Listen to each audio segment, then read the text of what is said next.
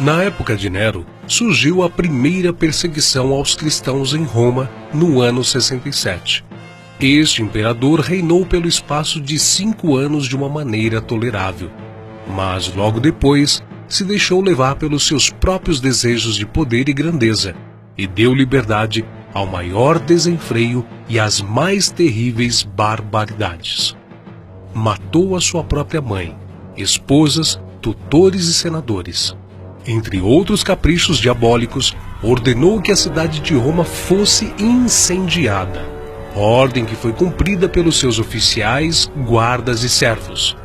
Este terrível incêndio durou 6 dias e 7 noites.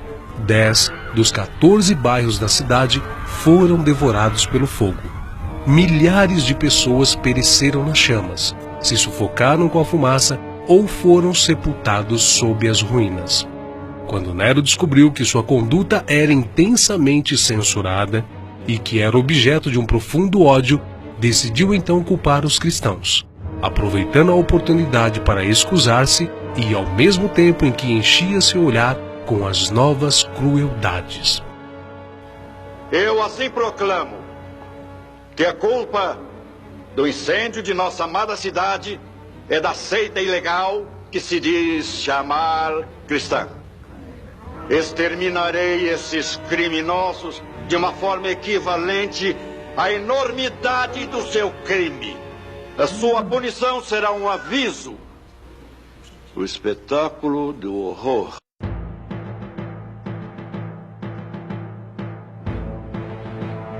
O imperador Domiciano levou a sério a ideia da divindade do imperador. Ele mesmo se intitulou Deus e construiu um templo em honra aos imperadores. Os cristãos se recusaram a participar do culto ao imperador e, por este motivo, foram acusados de rebeldia contra o império. Durante este reinado, surgiram várias histórias inventadas com o fim de prejudicarem os cristãos.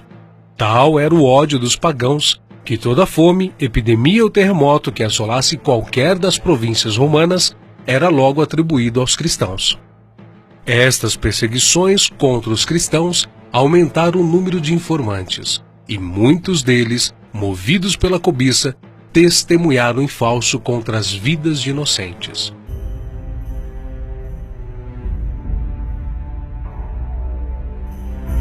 Trajano, apesar de manter a mesma política de seus antecessores, foi contudo mais brando para com os cristãos.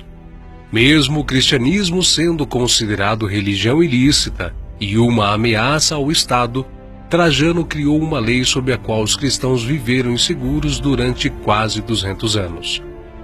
Os cristãos não deveriam ser procurados, mas se fossem denunciados e suas culpas comprovadas, deveriam ser punidos. Isso quer dizer que não era crime ser cristão, mas se fosse denunciado, passaria a ser um criminoso.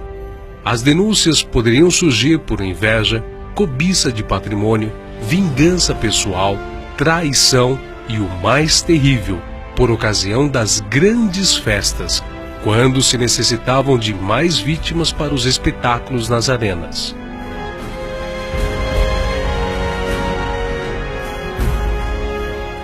Adriano, o sucessor de Trajano, deu continuidade às perseguições na mesma intensidade que o seu antecessor. Mandou construir um templo dedicado a todos os deuses no panteão de Roma.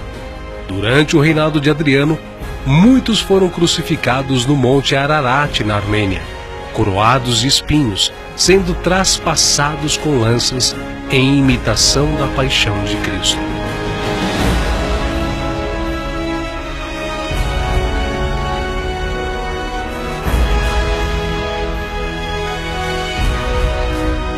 Adriano, ao morrer no ano 138 d.C., foi sucedido por Antonino Pio, que deteve as perseguições contra os cristãos por um tempo.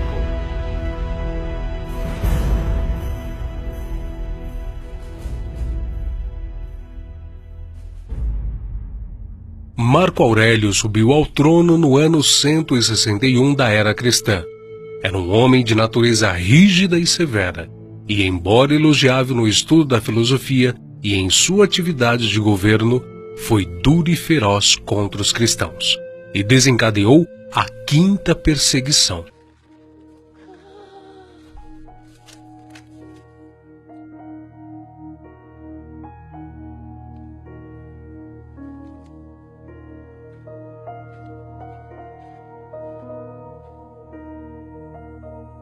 As perseguições produziram uma igreja pura, pois conservava afastados todos aqueles que não eram sinceros em sua confissão de fé. Ninguém se unia à igreja para obter lucros ou popularidade, riquezas e prosperidade, mas somente aqueles que estavam dispostos a serem fiéis até a morte. Se tornavam, então, publicamente seguidores de Jesus Cristo. Onde quer que procurassem refúgio, os seguidores de Cristo eram caçados como animais. Eram forçados a procurar esconderijo nos lugares desolados e solitários. A primitiva igreja em Roma poderia ser chamada com razão de Igreja das Catacumbas. Sob a mais atroz perseguição, esses cristãos se conservaram incontaminados em sua fé, privados de todo conforto, excluídos da luz do sol, tendo lar no seio da terra, obscuro mas amigo, não faziam queixa alguma. Provações e perseguições não eram senão passos que os levavam para mais perto de seu descanso e recompensa. Existem várias catacumbas em Roma. Em sua extensão, os arqueólogos já descobriram mais de 1000 quilômetros de galerias, e ainda existem muitas outras. Estas galerias têm uma altura de 2 metros, e uma largura aproximada de 1 metro a 1,5 metros, e contém a cada lado várias fileiras de recessos longos, baixos ou horizontais, um acima de outro, ao modo de beliches de barco. Nesses espaços eram colocados os cadáveres e eram bem fechados com uma simples lápide de mármore, ou com várias lajes de terra cozida. Em vários desses sepulcros há gravados nomes e símbolos. Os mais frequentes símbolos cristãos nas paredes das catacumbas são o pastor com o cordeiro em seus ombros, âncoras, coroas, videiras e o peixe. Também nas regiões da Capadócia, na Turquia, os cristãos se refugiavam em cavernas cavadas nas rochas vulcânicas. Ali viviam milhares deles escondidos dos soldados romanos em cidades subterrâneas. Nas cidades haviam cisternas para armazenagem de azeite de oliva, armazéns de alimentos, cozinhas com sistema de exaustão para dispersar a fumaça, de forma que não fosse notada na superfície, poços de água, templos de culto e até 52 tubos, formando um incrível sistema de ventilação para que o ar entrasse e percorresse todos os níveis até os mais inferiores. Lá dentro eles nunca sabiam quando era noite ou dia, e as entradas eram protegidas com pesadas portas redondas de pedra. Durante muitos anos, os cristãos usaram esses túneis e suportaram enormes sofrimentos para preservarem a sua fé.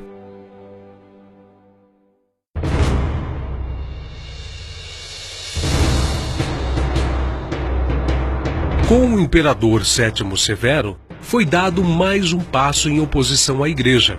O avanço do cristianismo alarmava os pagãos e reavivaram a mofada calúnia de imputar aos cristãos as desgraças acidentais que sobrevinham. Os cristãos do norte da África foram os que mais sofreram com a crueldade das perseguições sob seu governo. Depois disso, as perseguições cessaram. Veio um intervalo de paz, com a expansão da igreja e milhares de novos adeptos para a fé.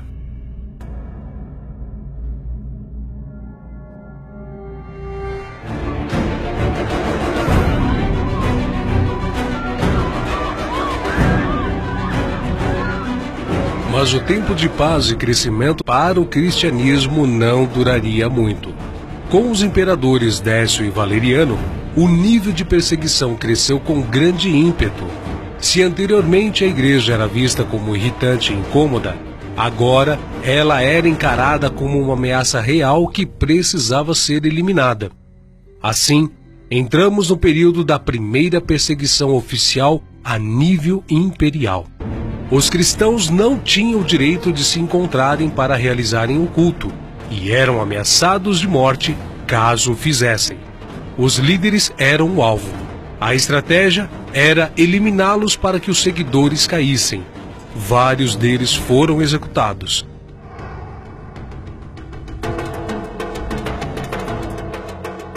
Outros foram encarcerados e torturados, a exemplo de Dionísio e Orígenes de Alexandria. Houve um número incontável de cristãos martirizados durante essas duas perseguições. Haviam poucos lugares onde a perseguição não estava na moda. A África e Alexandria, em especial, poderiam ser chamadas de Escola dos Mártires.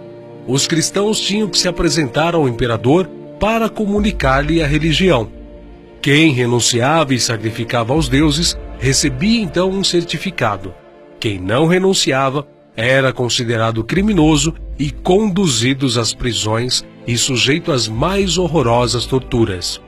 Neste período, muitos cristãos tiveram que fugir de casa e procurar refúgio em outros países, em lugares ermos, em praias, em grutas, nas montanhas ou em cavernas, padecendo grande necessidade depois de deixarem famílias, pais, mães, cônjuges, filhos e amigos, além do conforto, honra, prosperidade, paz e bens materiais que até então possuíam. Quando, pois, vos perseguirem nesta cidade, fugi para outra.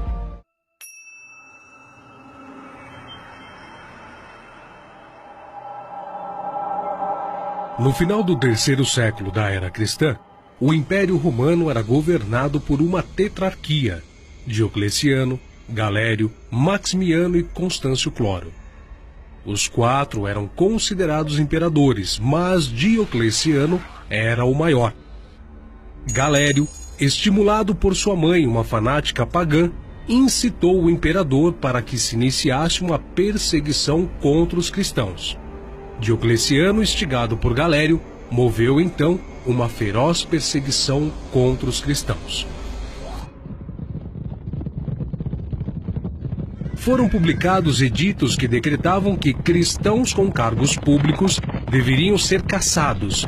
Toda acusação contra os cristãos deveriam ser recebidas.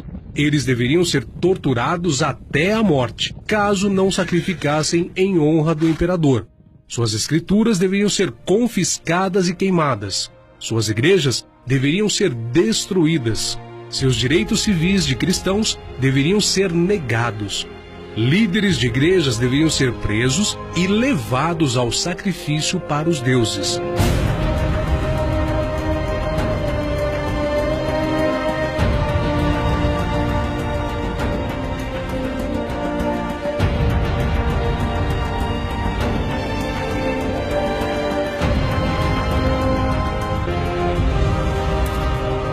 Muitas casas foram incendiadas e famílias cristãs inteiras pereceram nas chamas.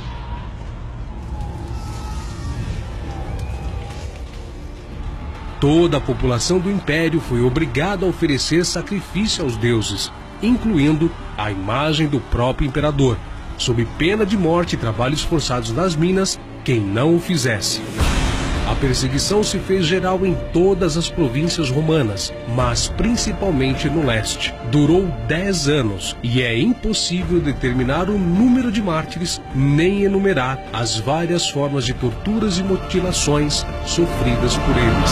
Fogo, chicotes, espadas, adagas, cruzes, veneno e fome se empregaram nos diversos lugares para dar morte aos cristãos. E se esgotou a imaginação no esforço de inventar torturas contra pessoas que não tinham cometido crime algum, senão o de amar ao próximo como Cristo os amou.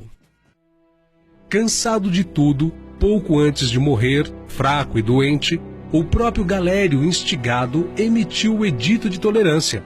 Os cristãos poderiam existir novamente e poderiam fixar suas casas de reunião, e toda a comunidade poderia sobreviver em qualquer lugar sem prejuízo algum.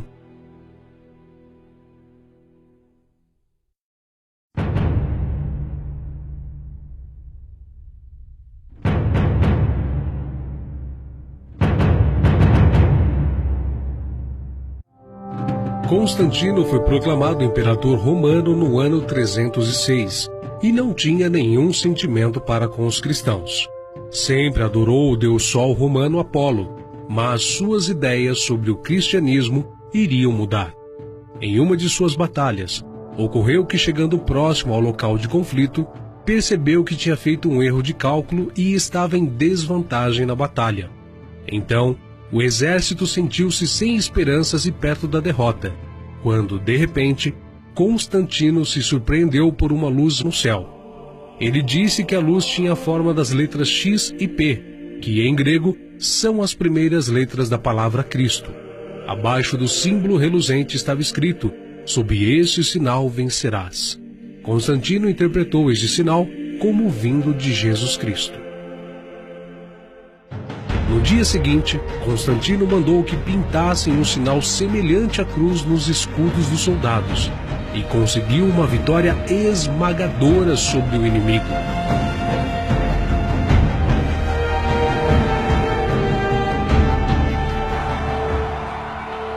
A partir de então, Constantino professou sua devoção à fé.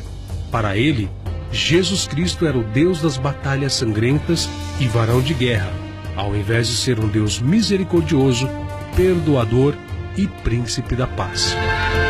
No entanto, mesmo depois de convertido, Constantino não abandonou sua adoração ao Deus Sol e o manteve como símbolo principal em suas moedas. Além de matar seu filho Crispo pela simples acusação da madrasta, e mandou também sufocar no banho sua mulher Fausta. Em 313, foi proferido o Edito de Milão, concedendo a liberdade religiosa a todos os povos. Antigamente, Satanás lutava contra a igreja, mas não teve grande êxito. Então, resolveu mudar de estratégia e, ao invés de lutar contra, aliou-se a ela, dando-lhe a religião oficializada do império através do seu vaso, o imperador Constantino.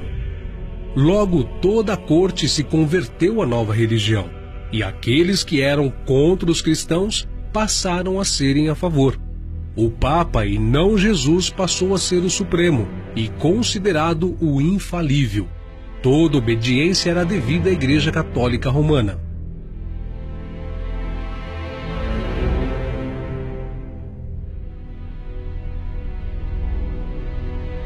Com a entrada de Constantino, a Igreja primitiva perdeu a sua identidade.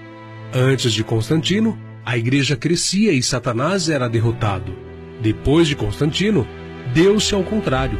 A Igreja passou a ter glória, riqueza e poder. Satanás passou então a ser o vencedor. Satanás havia mudado a sua estratégia.